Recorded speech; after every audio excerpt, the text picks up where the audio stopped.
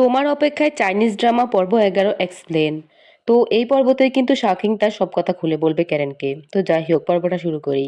Karen খাটে বসে বই পড়ছিল। শাওকিং ক্যারেনকে মেসেজ দেয়। ক্যারেন বলে, গুড নাইট কিউটি। এটা কোনো কথা হলো? তারপর ক্যারেন মোবাইলটা রেখে দেয়। তারপর আরেকটা মেসেজ আসে। ক্যারেন দেখে গুলুগুলু তাকে টেক্সট করেছে। গুলুগুলু লিখে, ফাইটিং মাস্টার, আমি গুলুগুলু। ক্যারেন লিখে, হ্যাঁ আমি তোমার স্কুলের ক্যারেন, আমাকে মনে আছে? গুলুগুলু লিখে, কখনো ভুলিনি। ক্যারেন বলে, ওর মনে আছে। ক্যারেন খুব খুশি হয় আর তাদের মধ্যে অনেক অনেক মেসেজ হয়। ক্যারেন গুলুগুলুর সাথে সারা রাত ধরে মেসেজ করে। তারপর সকালবেলা ক্যারেনের মা ক্যারেনকে ঘুম থেকে উঠিয়ে দেয়। ক্যারেন বলে, মা আজকে ছুটির দিন, আরো একটু ঘুমাতে দাও। ক্যারেনের মা বলে, আরে তুই পরেও তো ঘুমাতে পারবি, শাওকিং তোর জন্য কতক্ষণ ধরে অপেক্ষা করছে। তো শাওকিং বলে, গুড মর্নিং। ক্যারেন মুখ ঢেকে ফেলে আর তার মাকে বলে, তুমি আমাকে আগে বলনি কেন শাওকিং এসেছে? ক্যারেনের মা বলে, আরে শাওকিং তো আমাদের নিজেদের লোকই। এই শোন, আমি ইনজেকশন নিতে যাচ্ছি, তো তোরা দুজন হলুদ সুইটার থেকে সুতা বের করে রাখবি। আমি এসে তোমাদের দুজনের জন্য মাফলার বানাবো। শাওকিং বলে, ঠিক আছে, আমরা কাজটা শেষ করব। তারপর শাওকিং বলে, চলো আমরা কাজটা শেষ করি। ক্যারেন বলে, আপনি প্রমিস করেছেন, আপনি এটা শেষ করুন। তাছাড়া আমি আজকে বিজি, আজকে তো আমার ডেট আছে। শকিং বলে, ডেট আছে কার সাথে, আমি কি চিনি? ক্যারেন বলে, আপনাকে কেন বলবো? ক্যারেন আলমারি থেকে এক গাদা জামা বের করে। তারপর কোনটা পরবে গায়ে দিয়ে দেখতে থাকে। শকিং বলে, এই ড্রেসটা অনেক বেশি ক্যাজুয়াল। তারপর বলে, এই ড্রেসটা অনেক ছোট। মনে হচ্ছে চাকরি খুঁজতে যাচ্ছ, গায়ের রঙের সাথে মানাচ্ছে না। ক্যারেন একটার পর একটা জামা গায়ে নিচ্ছে আর শাওকিং এগুলো বলছে। এবার ক্যারেন রেগে বলে, ডক্টর শাওকিং, আপনার ওপিনিয়ন জানতে চেয়েছি আমি। শাওকিং বলে, আমি প্রতিবেশী হিসেবে একটু ট্রিপস দিচ্ছি, যেও না, আলমারিতে ডেটে যাওয়ার মতো কোনো ড্রেস নেই। ক্যারেন বলে, থ্যাংক ইউ, আমি নিজেই পছন্দ করে একটা ড্রেস বের করে নেব। ক্যারেন তারপর জুনকে কল করে আর বলে, জুন শোন, ডেটে যাওয়ার জন্য আমার জন্য একটা ড্রেস খুব দরকার এক্ষুনি। শাওকিং কিছু বলে না। তারপর আমরা দেখি শাওকিং জুনের রেস্টুরেন্টে একাই সুইটার থেকে সুতা বের করছে। আর একটু পরে ক্যারেন খুব সুন্দর একটা ড্রেস পরে রেডি হয়ে বের হয়ে আসে। আর পিছন থেকে বের হয় জুন। আর ক্যারেনকে সত্যিই খুব সুন্দর লাগছিল। তো ক্যারেন জুনকে বলে, আমাকে কেমন লাগছে? আমার খুব নার্ভাস লাগছে। জুন বলে, খুব সুন্দর লাগছে, নার্ভাসের কি আছে, তুই সত্যিই খুব সুন্দর দেখতে। আমি ছেলে হলেও প্রথম দেখাতেই প্রেমে পড়তাম। ক্যারেন বলে, ও দেখতে কেমন কে জানে, এই দেখ প্রোফাইলের এই ছবিটা। জুন বলে, ওয়াও, এটাই কি সেই হ্যান্ডসাম? তুই কাল ওর সাথেই সারা রাত চ্যাট করেছিস? ক্যারেন বলে, হ্যাঁ। তো শাওকিং তাকিয়ে থাকে। তারপর শাওকিং এর কাছে রায়ান আসে। রায়ান শাওকিংকে বলে, শাওকিং তুই তো দেখছি খুবই সুন্দর হ্যান্ডকাপ লাগিয়েছিস হাতে। ও তো অন্যদের সাথে কথা বলে রাত পার করছে, তোর পছন্দের কথাও তো ওকে বল। শাওকিং বলে, আমি যা বলার বলে দিয়েছি, তাছাড়া সব কথা বলা যায় না। রায়ান বলে, বলা যাবে না মানে? অন্য মানুষের প্রেমে পড়ছে, বুঝতে পারছিস? শাওকিং বলে, আমার মনে হয় না এত সহজে অন্য কারো প্রেমে পড়ে যাবে। জুন বলে, ও তোর ক্যাম্পে এসে গেছে, আর আধা ঘন্টা বাকি, জলদি কর জলদি। তো ক্যারেন যায়। রায়ান বলে, আমার অভিজ্ঞতা থেকে বলতে পারি মেয়েদের মন। তো শাওকিং উঠে চলে যায়, রায়ানের কথা বাকিটা শোনে না। তো রায়ান বসে থাকে, আমরা দেখি ওর হাতে সুতা দিয়ে শাওকিং চলে গেছে।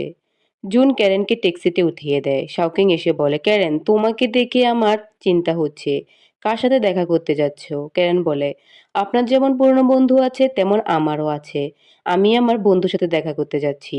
শাওকিং বলে, তুমি সত্যিই দেখা করতে চাও? ক্যারেন বলে, হ্যাঁ। ভাই চলুন আপনি। তারপর শাওকিং দাঁড়িয়ে থাকে, ক্যারেন ট্যাক্সি নিয়ে চলে যায়। তারপর ক্যারেন মনে মনে বলে, যখন গাড়িটা ছেড়ে দিল আমি তখনও বুঝিনি আমি ওর আরো কাছাকাছি চলে আসছি। দুজনের মধ্যে কোথাও যেন একটা বন্ধন ছিল, একটা অদ্ভুত টান ছিল। ওর সাথে কথা বলতে আমার খুব ভালো লাগে। তো শাওকিং জুনের দিকে তাকিয়ে থাকে। জুন বলে, আমার দিকে এভাবে তাকিয়ে আছেন কেন? আমি তো ওকে বলিনি কারোর সাথে ডেট করতে যেতে। শাওকিং আরো রেগে তাকিয়ে থাকে। জুন বলে, রায়ান আপনার ভাগ্নিকে সামলান। রায়ান বলে, আমার কিছুই করার নেই। শাওকিং বলে, ক্যারেন বলছিল ওর পুরনো বন্ধুর সাথে দেখা করবে, এই পুরনো বন্ধুটাকে। জুন বলে, কেন, আপনি যদি কুইনের সাথে দেখা করতে পারেন, কথা বলতে পারেন, তাহলে ওর পুরনো বন্ধুর সাথে দেখা করতে দোষ কোথায়? শাওকিং বলে, আমি ওকে পরিষ্কার করে বলেছি কুইনকে আমি পছন্দ করি না। জুন বলে, এসব আমাকে না বলে ক্যারেনকে বলুন। তারপর জুন বলে, আরে না না, আমি তো আপনার পক্ষেই ছিলাম, কিন্তু এখন তো ক্যারেন তার বয়ফ্রেন্ডের সাথে ডেটে চলে গেছে। শাওকিং বলে, কোথায় গেছে? জুন বলে, Nansen primary school, 4th grade, class 9। তো শাওকিং আর রায়ান দুজন দুজনের দিকে তাকায়। তারপর শাওকিং তাড়াতাড়ি যায়। এদিকে আমরা দেখি ক্যারেন একটা মোটা ছেলের সাথে বসে আছে। ছেলেটা খাচ্ছে খাচ্ছে, তারপর বলে, ভয় পাচ্ছিলাম আমাকে চিনতে পারবে কিনা, অনেক চেঞ্জ হয়েছি আমি। ক্যারেন হাসে আর বলে, তোমার প্রোফাইলের ছবিটা দেখতে কিন্তু অনেক হ্যান্ডসাম। প্রথমে তো দেখে আমিও ভয় পেয়েছিলাম, কিন্তু তোমার সাথে দেখা হওয়ার পর বুঝতে পারছি যেমন ছিলে তেমনই আছো। ছেলেটি বলে, আমি কি ছোটবেলায় বোকা আর লম্বা ছিলাম? সত্যি করে বলবে। ক্যারেন বলে, তুমি সবসময় ক্ষুধার্ত থাকতে, আর সব খাবার তুমি একাই গপ গপ করে খেয়ে নিতে। তো ছেলেটি গপ গপ করে এখনো খাচ্ছে। তো ক্যারেন বলে, একদম এভাবেই তুমি সব খাবার এভাবেই খেতে। ছেলেটি বলে, এখনো আগের মতোই খাই। আমার কি নাম দিয়েছিলে মনে আছে? ভোজন রসিক নাকি বিশ্বখাদক? সে যাই হোক, আমার কিন্তু শুনতে ভালোই লাগতো। ক্যারেন বলে, তোমাকে এসব নামেও ডাকতাম? আমার তো মনে হয় না। তোমাকে ডাকতাম ছোট্ট লাটিম। ছেলেটি বলে, হ্যাঁ ছোট্ট লাটিম, কারণ আমি সবসময় এক জায়গাতেই ঘুরতাম। সবাই আমাকে নিয়ে হাসাহাসি করতো। ওরা জানতো না যে আমাকে বেশি বিরক্ত করলে আমি পাগল হয়ে যেতাম।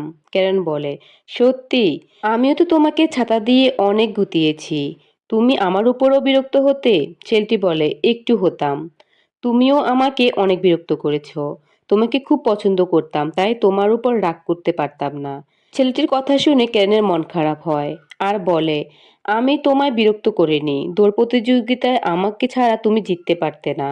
ছেলেটি বলে, এজন্যই আমরা আলাদা, তাই না? প্রথমে আমরা কেউ কাউকে চিনতাম না, তারপরও তুমি আমার রক্ষাকারী হয়ে উঠলে। ক্যারেন বলে, আচ্ছা বলো তো আমাদের প্রথম দেখা কিভাবে হয়েছিল? এদিকে আমরা দেখি শাওকিং সিগন্যালে গাড়ি নিয়ে বসে আছে আর ঘড়ি দেখছে। আর এদিকে ছেলেটি ক্যারেনের প্রশ্নের উত্তর দিতে পারে না। ছেলেটি বলে, আসলে তখন সবাই আমাকে খুব বিরক্ত করত, আর তারপরেই তুমি একদিন আমাকে উদ্ধার করলে। ক্যারেন বলে, হ্যাঁ এখন আমার মনে পড়েছে। ওই ছেলে মেয়েগুলো তোমাকে গাছে উঠতে জোর করেছিল, তুমি ফেঁসে গিয়েছিলে, নামতে পারছিলে না, সবাই তোমাকে পাথর মারছিল দেখে আমি রেগে যাই। ছেলেটি বলে, হ্যাঁ হ্যাঁ ঠিক বলেছ, মনে আছে। ওরা আমাকে প্রতিদিন বিরক্ত করত। ক্যারেন বলে, আচ্ছা তুমি আমাকে এটা বলো তো, আমি চলে আসার পরও কি তোমাকে আর ওই পুরনো নামে ডাকতো? ছেলেটি বলে, হ্যাঁ সেটা তো ডাকতোই। ডাকবে না কেন? আমাকে দেখলেই গুলুগুলু করে ডাকতো। ক্যারেন বলে, এই নামে তো সবসময় শুধু আমি তোমাকে ডাকতাম, অন্য কারোর তো জানার কথা না। মনে হচ্ছে কোথাও একটা ভুল হচ্ছে। আমার ধারণা আপনি সে না। আপনি কখনোই সেই ছেলে হতে পারেন না। ক্যারেন এটা বলে চলে যেতে লাগে। তখনই ছেলেটা বলে, আরে আরে আমার কথা শোনো, চলে যেও না। অতীতের কথা ভুলে যাও, বর্তমানেরটা কি হচ্ছে সেটাই হলো আসল। আজ দুজনের হঠাৎ পরিচয় হয়েছে। ছেলেটা এটা ওটা বলে ক্যারেনের হাত ধরতে চায়। ক্যারেন হাত সরিয়ে নেয়। তারপর ক্যারেন রেস্টুরেন্ট থেকে বের হয়ে যায়। ছেলেটি ক্যারেনের পিছু পিছু আসে আর পেছন থেকে ক্যারেনের হাত ধরে। ক্যারেন রেগে যায়। ছেলেটি ক্যারেনকে খারাপ ইঙ্গিত দেয়। ক্যারেন ছেলেটিকে মেরে নিচে ফেলে দেয়। ক্যারেন বলে, তোমাকে দেখে মনে হচ্ছে তুমি এর আগে অনেকের সাথে এমন করেছো। কত বড় সাহস! আজকে তোকে আমি শিক্ষা দিয়েই ছাড়বো। এটা বলে পায়ের জুতা খুলে ছেলেটিকে মারতে থাকে। ছেলেটি বলে, আমি কিন্তু এবার গায়ে হাত তুলবো। ক্যারেন বলে, আয় আয় গায়ে হাত তুল। কপাল ভালো যে আমি এখনো পুলিশ ডাকিনি। শাওকিন ক্যারেনের পিছে দাঁড়িয়ে হাসে আর সবকিছু দেখতে থাকে। তারপর ক্যারেন বলে, তুই নিজেকে গুলুগুলু দাবি করিস কিভাবে? ওর নাম মুখে নেওয়ার যোগ্যতা নেই তোর। এগুলো বলে মারতেই থাকে। তারপর ক্যারেন পিছনে ফিরে দেখে শাওকিং। শাওকিং বলে, আমি ভাবতেই পারিনি যে তুমি এতটা ভয়ঙ্কর। ছেলেটি পিছন থেকে ক্যারেনকে আঘাত করতে আসলে শাওকিং ছেলেটিকে লাথি মারে আর ছেলেটি নিচে পড়ে যায়। শাওকিং বলে, তুমি ঠিক আছো? ক্যারেন বলে, হ্যাঁ ঠিক আছি। তারপর শাওকিং গাড়িতে যেতে যেতে বলে, গুলুগুলুকে খুঁজতে গিয়ে ভুল লোকের সাথে দেখা করে এলে। আমি তোমার কষ্টটা বুঝতে পারছি। ক্যারেন বলে, আমরা সবাই আলাদা, কিন্তু আমার আর গুলুগুলুর ব্যাপারটা ফ্রেন্ডশিপের চেয়েও অনেক বেশি কিছু ছিল। শাওকিং বলে, আচ্ছা এমন কি হতে পারে না তোমার কল্পনার বন্ধু আর আসলের বন্ধু এখন অনেক বেশি পার্থক্য রয়েছে? ও যদি তোমার সামনে এসেও দাঁড়ায় তুমি তাকে চিনতেও পারবে না। ক্যারেন বলে, হতেও পারে। আমি কিছুক্ষণ একা হাঁটতে চাই, প্লিজ গাড়িটা সামনে দাঁড় করান। শাওকিং বলে, তুমি জানতে চাও না আমি এখানে কেন এলাম? গুলুগুলু দেখতে এখন কেমন হয়েছে? ক্যারেন বলে, যেমনই হোক দেখতে, আপনার মতো হবে না। সবকিছু জুনের জন্য হয়েছে। আপনি তো আমার দুর্দশা দেখে যেন হাসতে পারেন এই জন্যই এসেছেন।